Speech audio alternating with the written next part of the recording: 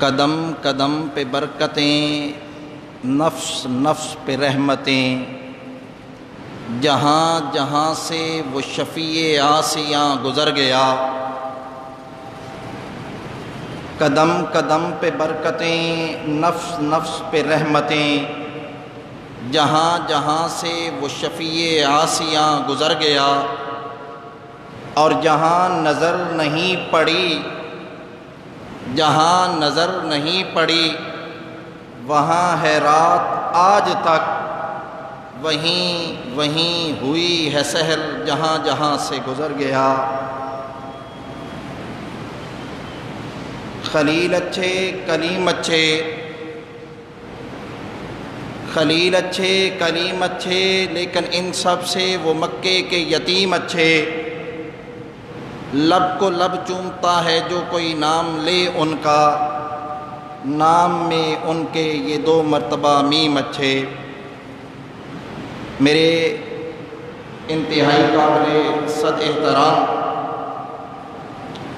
معزز مکرم و محترم سامعین کرام،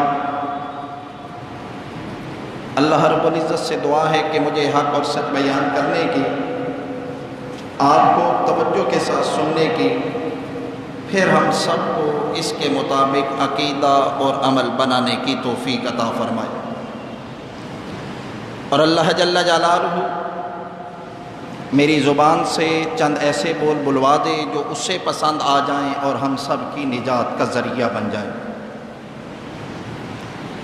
ربیع الاول کا مہینہ اپنی آب و تاب کے ساتھ جاری و ساری ہے۔ جو ہی یہ مہینہ شروع ہوتا ہے، ہمارے ملک پاکستان میں خصوصاً اور دنیا بھر میں عموماً سرور کونین ساقیے کو سر تاجدار مدینہ آمنہ کے در یتیم محبوب کبریا احمد مجتبیٰ محمد مصطفیٰ حضرت محمد الرسول اللہ صلی اللہ علیہ وآلہ وسلم کی عظمت، سیرت، مقام اور شان کے حوالے سے کانفرنسیں منعقد ہونا شروع ہو جاتی ہیں، جلسے ہونے لگ پڑتے ہیں، سیمینار سجائے جاتے ہیں، کنونشن منعقد کیے جاتے ہیں، اور میرے آقا کی سیرت، عظمت اور شان کو بیان کیا جاتا ہے۔ میرے آقا کی عظمت، رفت، مقام اور مرتبہ اور شان، اس کے بے شمار پہلو ہیں۔ آقا کی عظمت کے حوالے سے کسی ایک پہلو کو بھی لے لیا جائے تو وقت اس چیز کی اجازت نہیں دیتا کہ اتنے مختصر سے وقت میں میرے آقا کی سیرت کے کسی ایک پہلو کو بھی سمیٹا جا سکے۔ میں اس مختصر سے وقت میں آقا کی سیرت کا ایک پہلو اسے صرف ٹچ کروں گا، کیونکہ سمیٹ نہیں سکتا۔ میرے آقا کی سیرت اتنی وسیع ہے کہ ایک پہلو بھی سمیٹا جا سکتا نہیں۔ آقا کی سیرت کا وہ پہلو جس پہ میں بات کرنا چاہتا ہوں وہ ہے لفظ محمد۔ سب کہہ دیجئے صلی اللہ صلی اللہ صلی اللہ۔ میرے آقا نے فرمایا جو مجھ پہ درود پڑھتا ہے کثرت کے ساتھ، کل قیامت کے دن میں محمد الرسول اللہ پہ اس کی سفارش کرنا، شفاعت کرنا واجب ہے۔ اگر ہم چاہتے ہیں کہ کل قیامت کے دن آقا کی شفاعت کے ہم حقدار ٹھہریں تو ہمیں آقا کا نام نامی اسم گرامی آئے تو کیا پڑھنا چاہیے؟ لفظ محمد صلی اللہ علیہ وآلہ وسلم۔ اس لفظ محمد کے اندر میرے آقا کی عظمت، رفت اور مقام کو اللہ نے اتنی تفصیل کے ساتھ رکھ دیا ہے کہ کسی اور نام میں اور کسی اور عنوان میں اتنی عظمت موجود نہیں۔ لفظ محمد صلی اللہ علیہ وآلہ وسلم اگر لغت کے اعتبار سے دیکھا جائے تو یہ لفظ وہ ہے جس کا معنی کیا گیا ہے محمد الذی یحمد مرتم بعد مرہ، محمد اس ذات کو کہتے ہیں صلی اللہ علیہ وآلہ وسلم، محمد اس ذات کو کہتے ہیں جس کی تعریفیں پہ تعریفیں، تعریفوں پہ تعریفیں کی جاتی رہیں، یہ دنیا ختم ہو جائے تعریفوں کا سلسلہ ختم نہ ہو۔ میرے آقا کی تعریفوں، ذرا آہستہ کر دیں شور ہو رہا ہے، میرے آقا کی تعریفوں کا سلسلہ ابھی کائنات وجود میں نہیں آئی تھی تو اللہ نے میرے آقا کی تعریفوں کا سلسلہ شروع کیا تھا، پھر میرے آقا اس کائنات میں جلوہ افروز ہوئے تو میرے آقا کی تعریفوں کا سلسلہ بڑھتا چلا گیا۔ آقا پہ اللہ نے قرآن کے نزول کا سلسلہ شروع کیا تو سلسلہ تعریفوں کا اور بڑھتا گیا۔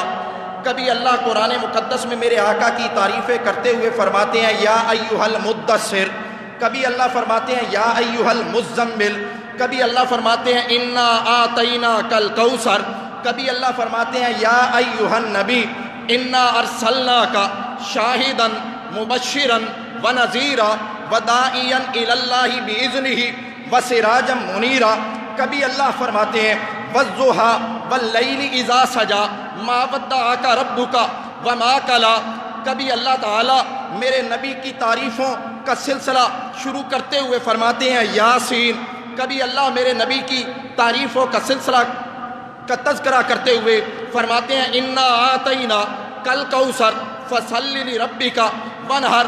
پورے کا پورا قرآن میرے آقا کی تعریفوں سے بھرا پڑا ہے، پورے کا پورا قرآن، دعوے کے ساتھ کہتا ہوں پورے قرآن میں صرف 2 مضمون ذکر ہوئے ہیں۔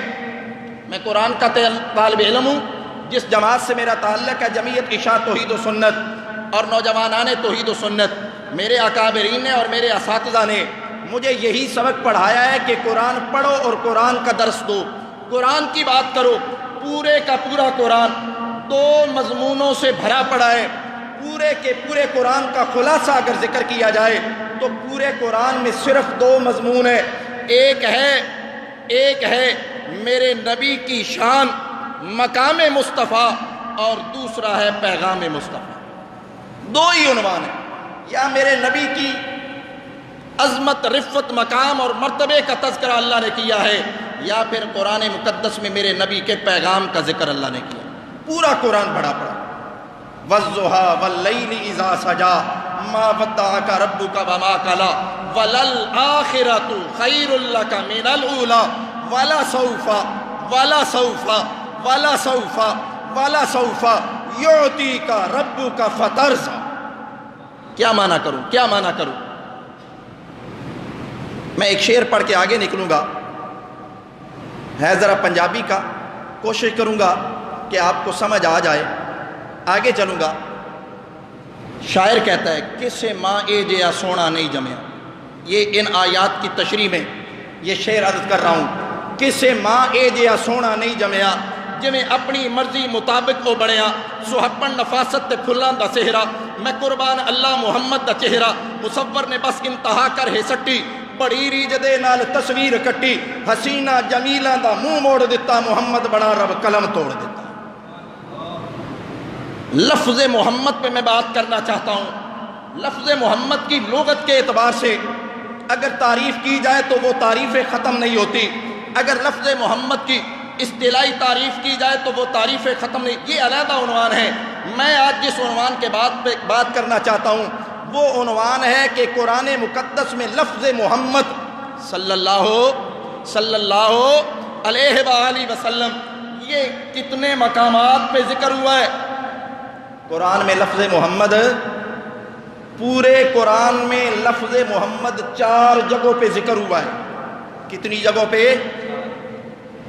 میری عادت ہے، آپ تو واقف نہیں ہیں اور نہ میں آپ کے مزاج سے واقف ہوں، میری عادت ہے کہ میں جب گفتگو کرتا ہوں تو اس نیت سے کرتا ہوں کہ کچھ نہ کچھ آپ کے پلے اور آپ کے ذہن میں ڈال کے جاؤں. ایسے نہ ہو کہ آپ آئیں بیان سنیں اور چلے جائیں اور کہیں کہ جی مولوی صاحب نے بڑا بیان کیا کیا بیان ہے یہ پتہ ہی نہیں. تو آج یہ مسئلہ پکانا ہے. قرآن میں لفظ محمد صلی اللہ علیہ وآلہ وسلم کتنی جگہوں پہ آیا ہے؟ 4 مختلف جگہوں پہ اللہ نے لفظ محمد کا تذکرہ کیا ہے اور چاروں جگہوں پہ ایک ایک مسئلہ ذکر کیا ہے, علیحدہ علیحدہ مسئلہ ذکر کیا. کتنی جگہوں پہ لفظ محمد موجود ہے؟ 4 جگہوں پہ موجود ہے اور چاروں جگہوں پہ اللہ نے علیحدہ علیحدہ مسئلہ ذکر کیا ہے.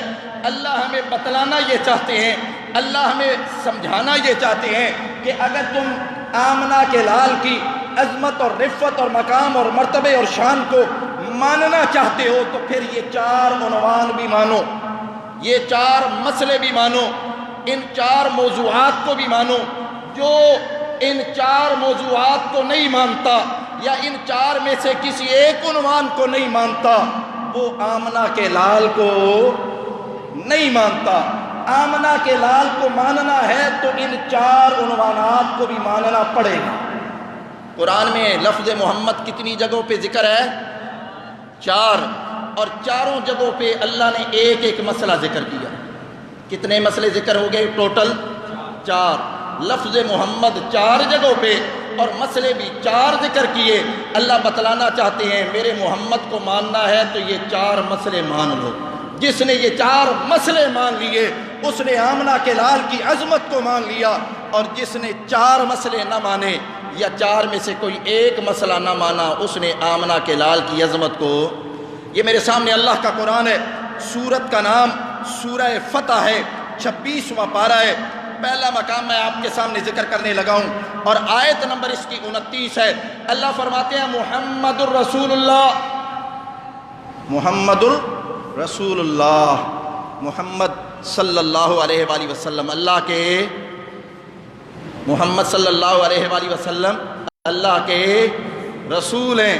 یا اللہ دلیل, کوئی دلیل دے کہ آقا میرے آقا تیرے رسول ہیں, کوئی دلیل. اللہ فرماتے ہیں والذین معہ, والذین معہ, والذین معہ.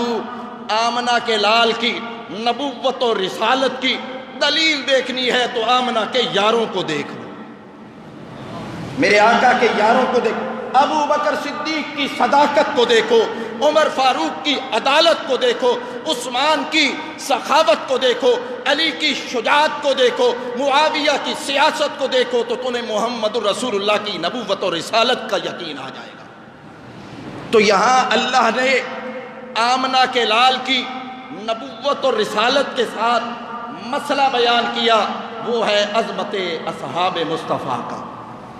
والذین آمنوا والذین معہ اشداء علی الکفار رحماء بینہم تراہم رکعا سجدا یبتغون فضلا من اللہ ورضوانا سیماہم فی وجوہہم من اثر السجود ذالک مثلہم فی التوراۃ ومثلہم فی الانجیل. اللہ یہاں اپنے محبوب کے یاروں کا تذکرہ کر رہا ہے, اپنے محبوب کے صحابہ کا تذکرہ کر رہا ہے, صحابہ کی عظمت کو بیان کر رہا ہے. اور اللہ فرماتے ہیں اگر میرے محبوب کی نبوت و رسالت کو ماننا ہے تو میرے نبی کے یاروں کی عظمت کو بھی مانو, میرے محبوب کے صحابہ کی عظمت کو مانو.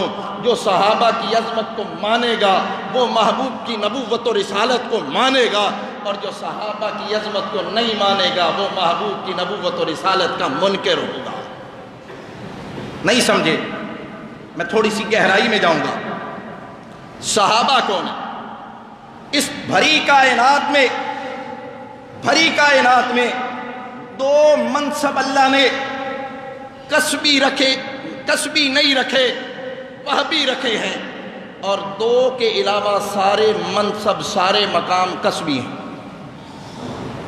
میں کوشش کروں گا سادہ لفظوں میں لے کے جاؤں تاکہ آپ کو سمجھ آئے. کسبی ہوتا ہے محنت کر کے کسی منصب کو حاصل کر لینا, محنت کی وہ منصب حاصل ہو گیا.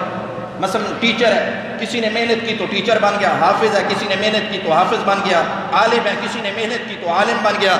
شیخ الحدیث ہے, کسی نے محنت کی تو شیخ الحدیث بن گیا. یہ سارے مناصب کسبی ہیں, خواہ دینی ہوں خواہ دنیاوی ہوں. سارے کے سارے منصب کسبی ہیں، محنت سے حاصل ہو جاتے ہیں۔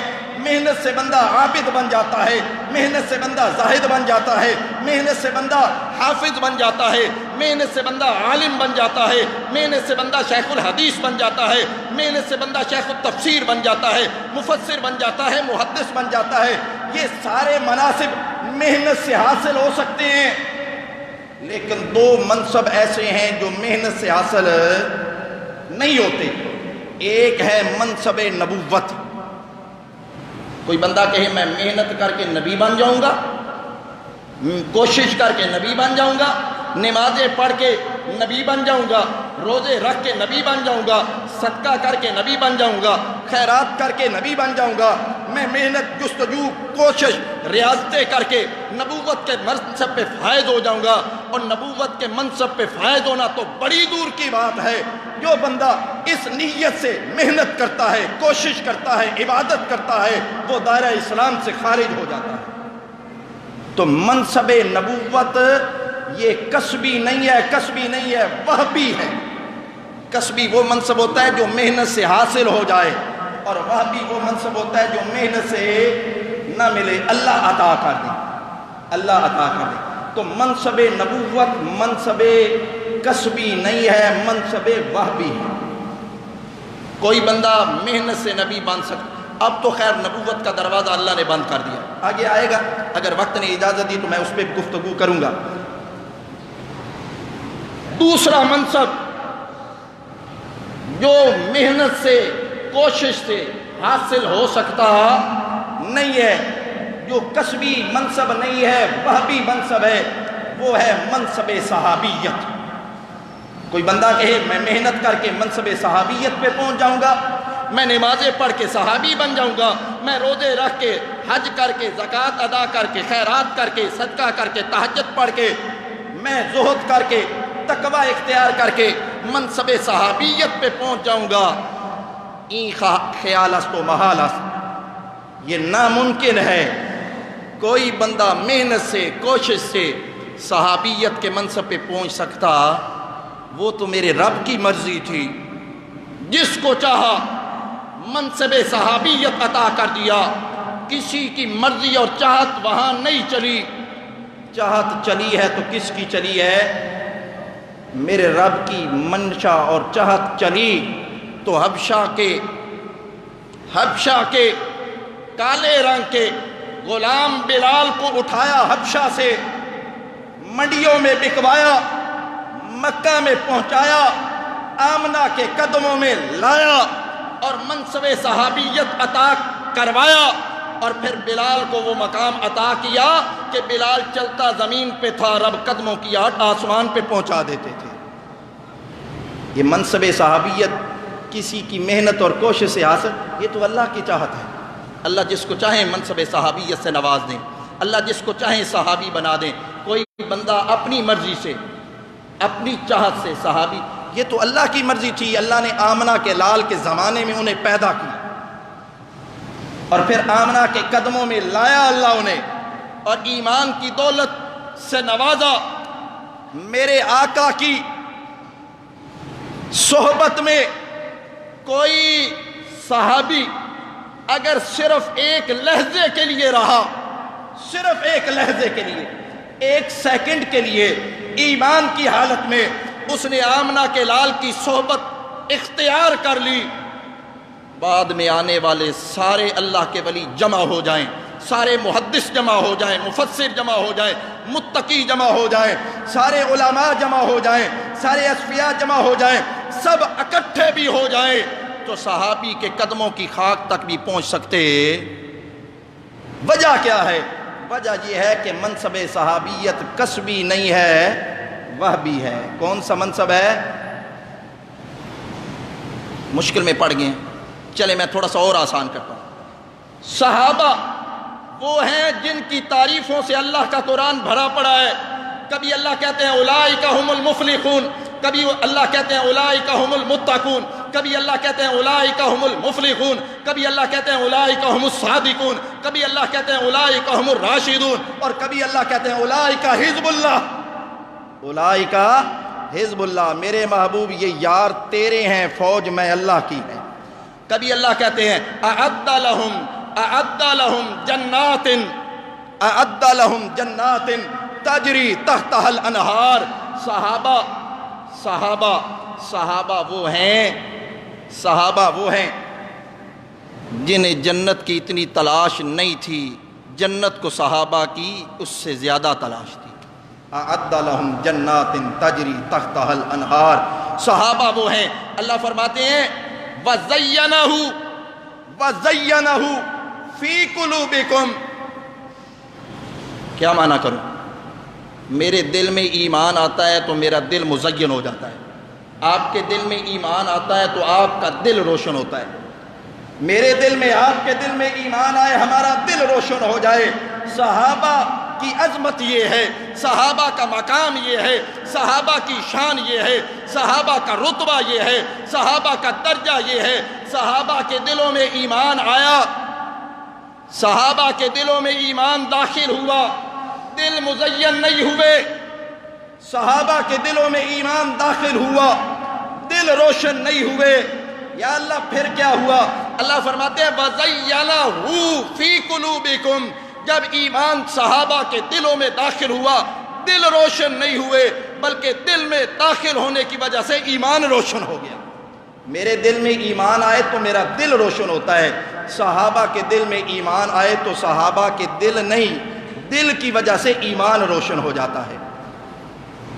صحابہ کی عظمت یہ ہے، صحابہ کا مقام یہ ہے، صحابہ کی شان یہ ہے۔ اللہ قرآن مقدس میں اپنے محبوب کو خطاب کرتے ہوئے فرماتے ہیں، میرے محبوب وَلَا تَطْرُدَ الَّذِينَ يَدْعُونَ رَبَّهُمْ بِالْغَدَاةِ وَالْعَشِيِّ يُرِيدُونَ وَجْهَهُ۔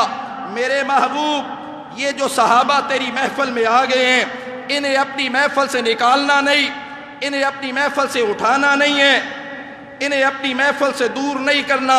وَلَا تَطْرُدْ، وَلَا تَطْرُدْ، آپ نے انہیں اپنے سے دور۔ اس آیت کا ذرا پس منظر ذہن میں رکھیں۔ کچھ کفار آگے، بڑے بڑے چودھری اور نواب اور سردار آگے، انہوں نے کہا ہمارا دل بھی کرتا ہے کہ ہم آپ کی بات سنیں، ہم آپ کی محفل میں بیٹھیں، لیکن کیا کریں؟ آپ کی محفل میں یہ بلال بیٹھا ہے، یہ صہیب بیٹھا ہے، یہ ہمارے غلام ہیں، یہ خبیب، یہ ہمارے نوکر اور غلام بیٹھے ہیں آپ کی محفل میں۔ ہم چودھری، ہم سردار، ہم نواب، ہم ان کے برابر بیٹھ جائیں، ان کے ساتھ بیٹھ جائیں، یہ ہمارا ضمیر گوارا نہیں کرتا۔ اچھا جی پھر تم کیا کہتے ہو؟ ہم یہ کہتے ہیں کہ آپ تھوڑی سی دیر کے لیے انہیں اپنی محفل سے نکال دیں، اٹھا دیں، ہم آ کے آپ کی بات سن لیں گے، آپ ہمیں مسئلہ سمجھا دینا، ہم سنیں گے، اور اس کے بعد جب ہم چلے جائیں تو انہیں دوبارہ بلا لینا، ہمارا کوئی نہیں اعتراض۔ میرے آقا رحمت للعالمین تھے، میرے آقا چاہتے تھے کہ ہر بندہ ایمان میں داخل ہو جائے، ہر بندے کے دل میں ایمان گھر کر جائے۔ اور میرے آقا یہ سمجھتے تھے کہ اگر یہ بڑے بڑے چودھری اور یہ سردار میری محفل میں آئیں گے اور تھوڑی دیر بیٹھیں گے، میری بات سنیں گے، تو ممکن ہے اللہ ان کے دلوں میں ایمان داخل کر دے۔ ابھی میرے آقا کے ذہن میں یہ بات آئی کہ اگر یہ بلال، یہ خبیب، یہ صہیب تھوڑی دیر کے لیے میری محفل سے اٹھ بھی گئے تو کوئی بڑی بات نہیں، یہ تو میرے اپنے ہیں، پھر بلا لوں گا، یہ پھر آ جائیں گے۔ ابھی بات میرے آقا کے دماغ اور ذہن میں آئی، زبان پہ نہیں آئی۔ اللہ نے فرمایا اے جبرائیل، جی یا رب جلیل، جا اور جا کے میرے محبوب پہ یہ آیات نازل کر۔ اور اللہ نے فرمایا وَلَا تَطْرُدِ الَّذِينَ يَدْعُونَ رَبَّهُمْ بِالْغَدَاةِ وَالْعَشِيِّ۔ میرے محبوب کوئی آئے یا نہ آئے، ان غریب صحابہ کو آپ نے اپنی محفل سے نکالنا۔ یا اللہ کیوں؟ وجہ کیا ہے؟ وہ بڑے بڑے چودھری اگر آئیں گے اور وہ ایمان قبول کریں گے تو سارا مکہ ایمان لے آئے گا۔ اللہ نے فرمایا یدعون ربہم بالغداۃ والعشی، یدعون ربہم بالغداۃ والعشی۔ وجہ یہ ہے کہ یہ تیرے غریب صحابہ جو ہیں یہ صبح و شام میں اللہ کی پکارے کر رہے ہیں۔ یہ صبح و شام کس کو پکار رہے ہیں؟ اللہ کو پکارے ہیں۔ میں نے کہا یا اللہ یہ صحابہ تجھے پکار رہے تھے، تجھے پکار رہے تھے۔ تو اگر کوئی اور بندہ ایمان قبول کرتا تو وہ بھی پھر تیری پکارے کرتا۔ یدعون ربہم بالغداۃ والعشی، صبح و شام مشکل میں، مصیبت میں، دکھ میں، پریشانی میں، تکلیف میں، اولاد کے حصول کے لیے، عزت کے حصول کے لیے، ذلت کی دلدل سے نکلنے کے لیے وہ تجھے پکارتا، تیرے علاوہ کسی کو نہ پکارتا۔ اللہ فرماتے ہیں ہاں ہاں تم بعد میں آنے والے لوگوں مجھے پکارتے ہر مشکل گھڑی میں، ہر مصیبت میں، ہر تکلیف میں، ہر پریشانی میں، ہر دکھ میں، لیکن اپنی ضرورتوں کو پورا کرنے کے لیے۔ تمہیں ضرورت پیش آتی تم مجھے پکارتے، تم مشکل میں پھنس جاتے تو مشکل کشائی کے لیے مجھے پکارتے، تم حاجت میں پھنس جاتے تو حاجت روائی کے لیے مجھے پکارتے۔ یا اللہ پھر فرق کیا رہا؟ صحابہ بھی تجھے پکار رہے ہیں، بعد میں آنے والے ہم جیسے لوگ بھی تجھے پکارتے ہیں، فرق کیا ہے؟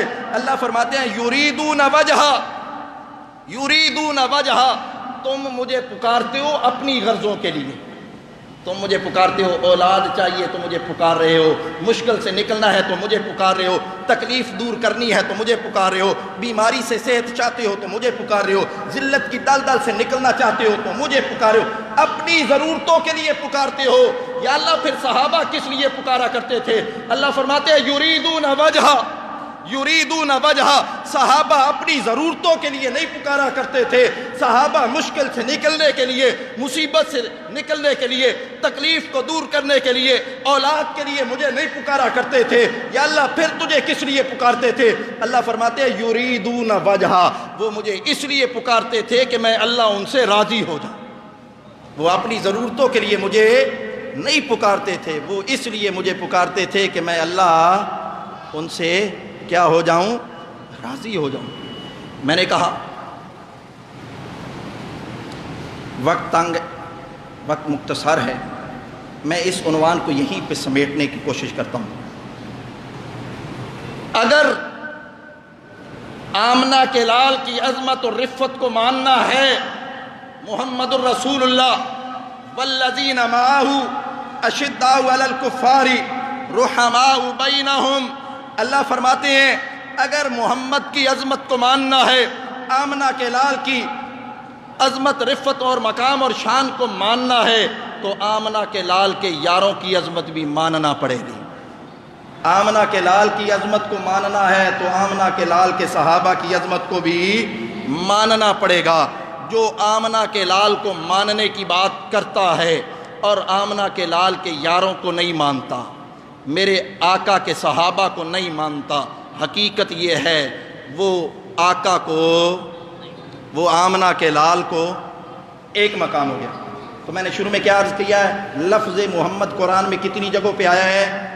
4، اور چاروں جگہوں پہ اللہ نے ایک ایک مسئلہ بیان کیا۔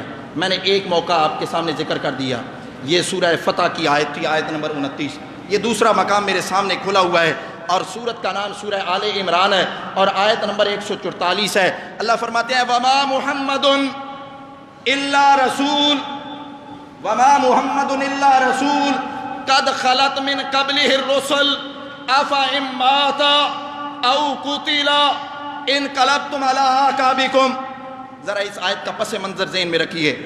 غزوہ احد ہو رہا ہے، احد کی لڑائی ہو رہی ہے، اور اس غزوے میں یہ افواہ اڑ گئی کہ آقا کو شہید کر دیا گیا۔ میں تفصیل میں جانا نہیں چاہتا، نہ وقت اس چیز کی اجازت دے رہا ہے۔ آقا کی شہادت کی یہ افواہ اڑی کہ میرے آقا کو شہید کر دیا گیا۔ اب صحابہ کی 2 جماعتیں بن گئی۔ ایک جماعت وہ بن گئی جس نے کہا اگر آمنہ کے لال اس دنیا میں نہیں رہے تو پھر لڑنے کا کیا فائدہ، ہم تو آقا کے ساتھ مل کے لڑ رہے تھے، اب آقا نہیں رہے تو کیا لڑنا، چھوڑو ہتھیار پھینک، صلح کرتے ہیں کفار سے۔ اور دوسرا گروہ صحابہ کا وہ بنا جنہوں نے کہا اگر آمنہ کے لال دنیا میں نہیں رہے تو پھر ہمیں بھی دنیا میں رہنے کی ضرورت ہے۔ توجہ چاہوں گا، صحابہ کے کیا بن گئے؟ 2 گروہ بن گئے۔ اس موقع پہ اللہ نے یہ آیت نازل کی اور اللہ نے فرمایا وما محمد الا رسول قد خلت من قبلہ الرسل۔ لوگوں کیا سمجھتے ہو؟ آمنہ کے لال الہ تو نہیں ہے، معبود تو نہیں ہے، خدا تو نہیں ہے کہ جن پہ وفات نہ ہو. وما محمد الا رسول، میرے محمد تو الہ نہیں ہیں، میرے محمد تو میرے رسول ہیں. وما محمد الا رسول قد خلت من قبلہ الرسل، میرے آمنہ کے لال سے پہلے بھی رسول آئے تھے اور آنے کے بعد اس دنیا سے گزر گئے تھے. دنیا میں بڑے بڑے پیغمبر ہیں، کم و بیش 1,24,000 پیغمبر. سارے پیغمبر آئے، سارے کے سارے سوائے حضرت عیسیٰ علیہ السلام کے سارے اس دنیا میں تشریف لائے اور اپنی طبی حیات پوری کرنے کے بعد اس دنیا سے رخصت ہو گئے. حضرت عیسیٰ علیہ السلام کو اللہ نے زندہ آسمانوں پہ اٹھایا. باقی پیغمبر سارے کے سارے اس دنیا میں تشریف لائے اور ایک وقت پورا کرنے کے بعد اس دنیا سے رخصت ہوئے. اللہ نے فرمایا میرے پہلے پیغمبر بھی آئے اور جاتے رہے. آفا اماتا، اگر میرے محبوب پہ وفات واقعہ ہو جائے، او قتلا، یا میرے آقا شہید کر دیے جائیں، انقلبتم علی اعقابکم، کیا تم دین کو چھوڑ دو گے؟ اگر آمنہ پہ وفات آ جائے یا آمنہ کے لال کو شہید کر دیا جائے تو کیا تم دین سے پھر جاؤ گے؟ فَمَن يَنْقَلِبْ عَلَىٰ عَقِبَيْهِ فَلَن يَضُرَّ اللَّهَ شَيْئًا، جو دین کو چھوڑ دے گا وہ اللہ کا کوئی نقصان نہیں کرے گا. یہی آیت جب سن 11 ہجری 12 ربیع الاول کو آمنہ کے لال اس دنیا سے رخصت ہوئے، آقا اس دنیا سے رخصت ہوئے، اس موقع پہ عجیب عالم تھا. 12 ربیع الاول کا دن تھا. میرے آقا کے جسم مبارک سے روح پرواز کر چکی تھی. صحابہ کی عجیب کیفیت تھی، عجیب عالم تھا، عجیب حالت تھی. حضرت عثمان پہ بار بار غشی کے دورے پڑ رہے تھے، حضرت علی بے ہوش پڑے تھے، حضرت عمر تلوار ہاتھ میں لیے کھڑے تھے. جو بندہ یہ کہے گا کہ آقا فوت ہو گئے ہیں، میں اس تلوار سے اس کی گردن اڑا دوں گا. میرے آقا ابھی اٹھیں گے اور منافقوں کے سر قلم کریں گے. ایسے آقا اس دنیا سے نہیں جا سکتے. اس عالم میں واحد صحابی رسول اور واحد شخصیت ابو بکر صدیق کی تھی. وہ تشریف لائے جو اپنے ہوش و حواس میں تھے. باقی صحابہ کا عجیب عالم تھا، عجیب حالت تھی. ابو بکر صدیق آئے، سیدھا حجرہ عائشہ صدیقہ میں تشریف لائے اور میرے آقا کے چہرے سے کپڑا اٹھایا اور پیشانی پہ بوسہ دیتے ہوئے فرمایا طبت حیا و میتا، طبت حیا و میتا. میرے آقا آپ کی زندگی بھی پاکیزہ تھی، آپ کی وفات بھی پاکیزہ. اور اس کے بعد ابو بکر صدیق باہر تشریف لائے اور ابو بکر صدیق نے خطبہ دیتے ہوئے فرمایا لوگو سنو، من کان منکم یعبد محمدن فإن محمدن قد مات، تم میں سے جو کوئی محمد صلی اللہ علیہ وآلہ وسلم کی عبادت کرتا تھا وہ آج یہ سن لے کہ اس کے معبود اس دنیا فانی سے رخصت ہو چکے ہیں. ومن کان منکم یعبد اللہ، اور جو تم میں سے اللہ کی عبادت کرتا تھا وہ سن لے کہ ان اللہ حی لا یموت، اللہ وہ ذات ہے جس پہ موت آ سکتی. یہ 12 ربیع الاول کا دن تھا. اور آج ہمارے ہاں کیا ہے؟ میں زیادہ تفصیل میں جانا نہیں چاہتا، بس 2 جملے عرض کر کے آگے نکلوں گا. وہاں تو 12 ربیع الاول صحابہ کی زندگیوں میں غم و آلام کا کوہ گرا چکا تھا. آج ہمارے ہاں کیا ہے؟ جی کیا جی ہم جشن عید میلاد النبی منا رہے ہیں. ہاتھ باندھ کے عرض کرنا چاہتا ہوں، میری نہیں مانو، میری نہ مانو، بالکل نہ مانو، نہ میں یہ کہتا ہوں کہ آپ میری مانیں. جو لوگ جشن میلاد کا جلوس نکالتے ہیں میں ان سے عرض کرنا چاہتا ہوں، اعلیٰ حضرت عامر رضا خان بریلوی صاحب، کتاب کا نام ہے فتاوی رضویہ، جلد نمبر 26 ہے. وہ فرماتے ہیں میری تحقیق یہ ہے کہ آمنہ کے لال 8 ربیع الاول کو پیدا ہوئے. کس نے فرمایا؟ اعلیٰ حضرت احمد رضا خان بریلوی صاحب نے۔ ایک اور حوالہ سنیے، پیران پیر شیخ عبد القادر جیلانی، 11ویں والے پیر، جن کے نام کی لوگ 11ویں شریف دیا کرتے ہیں، ان کی کتاب ہے غنیۃ الطالبین۔ اس کتاب کے اندر ایک باب ہے، اس باب کا عنوان ہے یوم عاشورہ کی وجہ تسمیہ۔ وہاں انہوں نے لکھا کہ 10 محرم کو یوم عاشورہ کیوں کہتے ہیں، اس کی 10 وجوہات ذکر کی ہیں۔ ان وجوہات کا تذکرہ کرتے کرتے شیخ عبد القادر جیلانی پیران پیر 11ویں والی سرکار وہ فرماتے ہیں کہ 10 محرم وہ دن ہے جس دن آمنہ کے لال کی ولادت ہوئی ہے۔ کتنے حوالے ہو گئے؟ 2۔ ایک حوالہ اور سنیں، سیرت النبی، حضرت علامہ شبلی نعمانی رحمت اللہ علیہ، ان کی کتاب ہے بڑی مشہور سیرت النبی پہ کتاب انہوں نے لکھی ہے۔ اس کتاب میں وہ میرے آقا کی ولادت کا تذکرہ کرتے ہوئے مختلف حوالے ذکر کرنے کے بعد فرماتے ہیں میری تحقیق یہ ہے کہ آمنہ کے لال 9 ربیع الاول کو پیدا ہوئے۔ ہاتھ باندھ کے عرض کرنا چاہتا ہوں، اعلیٰ حضرت فرماتے ہیں آمنہ کے لال کی ولادت کب ہوئی؟ 8 ربیع الاول۔ پیران پیر شیخ عبد القادر جیلانی رحمت اللہ علیہ فرماتے ہیں کہ آمنہ کے لال کی ولادت 10 محرم کو ہوئی، اور علامہ شبلی نعمانی رحمت اللہ علیہ فرماتے ہیں کہ آمنہ کے لال کی ولادت 9 ربیع الاول کو ہوئی۔ اتنا اختلاف کیوں؟ تھوڑا سا سوچئے، تھوڑا سا، بس 1 منٹ کے لیے۔ اگر جس طرح آج یوم ولادت منایا جاتا ہے، میلاد کا جشن منایا جاتا ہے، اگر اس زمانے میں ملایا جاتا ہوتا تو اتنا اختلاف کبھی بھی نہ ہوتا۔ یہ اختلاف بتلا رہا ہے کہ اس زمانے میں آمنہ کے لال کا میلاد کا جشن منایا۔ چلیں ایک حوالہ اور سنتے جائیے، ڈاکٹر طاہر القادری صاحب انہوں نے ایک کتاب لکھی ہے، کتاب کا نام ہے میلاد النبی۔ اس کتاب کا 7واں باب ہے، اس باب پہ اس کا عنوان بنایا ہے قرون اولیٰ کے مسلمانوں نے جشن عید میلاد النبی کیوں نہیں منایا۔ یہ عنوان دے کے آگے لکھتے ہیں کہ جتنا صحابہ حضور سے پیار کرتے تھے ہم اتنا پیار نہیں کر سکتے، اور جتنا حضور کا جشن میلاد صحابہ منا سکتے تھے اتنا ہم نہیں منا سکتے۔ پھر سوال پیدا ہوتا ہے کہ پھر صحابہ نے جشن میلاد کیوں نہیں منایا؟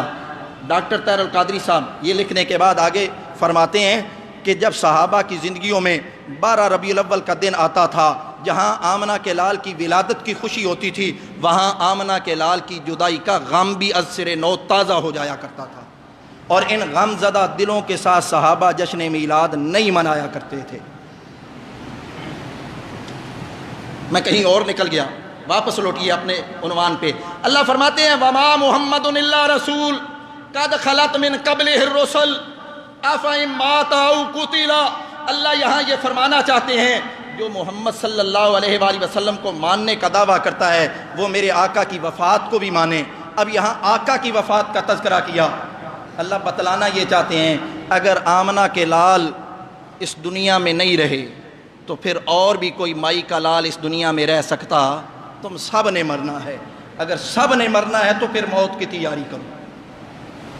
یہ میرے سامنے ایک اور مقام ہے، سورت کا نام سورہ احزاب ہے، اور اس کی آیت نمبر 40 ہے۔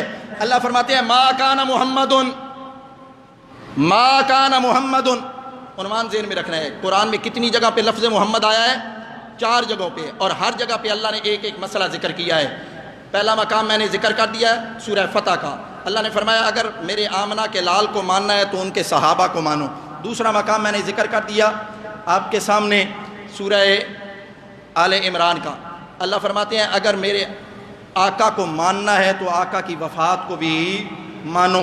اب یہاں اللہ تیسرا مقام ذکر کر رہے ہیں ما کان محمد ابا احد من رجالکم ولکن رسول اللہ وخاتم النبیین۔ اگر آمنہ کے لال کو ماننا ہے تو آمنہ کے لال کی ختم نبوت کو بھی مانو۔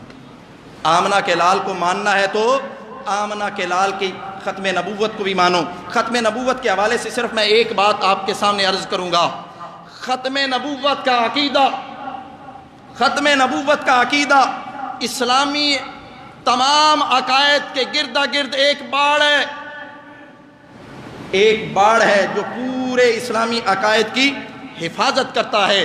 اگر عقیدہ ختم نبوت ہٹا دیا جائے تو پورے کا پورا دین غیر محفوظ ہو جاتا ہے۔ پورے دین کے گرد حفاظتی باڑ ہے تو عقیدہ ختم نبوت ہے۔ اگر عقیدہ ختم نبوت ہٹا دیا جائے تو کوئی بندہ کھڑا ہوگا اور وہ کہے گا میں نبی ہوں، میں نبی ہوں۔ جب وہ نبوت کا دعویٰ کر لے گا تو پھر وہ کہے گا میں جہاد کو منسوخ کرتا ہوں۔ اگر ہم اس کو نبی مانیں گے تو پھر اس کی بات ماننی پڑے گی۔ وہ پھر کہے گا میں 5 نمازوں کی جگہ 3 کا حکم دے دیتا ہوں۔ وہ کہے گا حج مکہ کا کینسل، مکہ کے اندر آ کے حج کرو۔ یہ سارے واقعات تاریخ میں گزرے ہیں، وقت نہیں ہے میں اس کی تفصیل میں جاؤں۔ ختم نبوت کا عقیدہ پورے کے پورے دین کے گرد حفاظتی باڑ ہے۔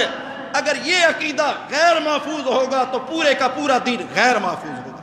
یہ چوتھا مقام جہاں اللہ نے لفظ محمد ذکر کیا ہے۔ اللہ فرماتے ہیں والذین آمنوا وعملوا الصالحات وآمنوا بما نزل علی محمد، جو آمنہ کے لال کو مانتے ہیں، جو آمنہ کے لال کو مانتے ہیں، جو میرے آقا کو مانتے ہیں، وہ اس قرآن کو مانو۔ بما نزل علی محمد، جو محمد پہ قرآن نازل ہوا ہے وہ قرآن کو مانو۔ اگر قرآن کو نہیں مانو گے، قرآن کی بات کو نہیں مانو گے تو حقیقت میں تم آمنہ کے لال کا انکار کرو گے۔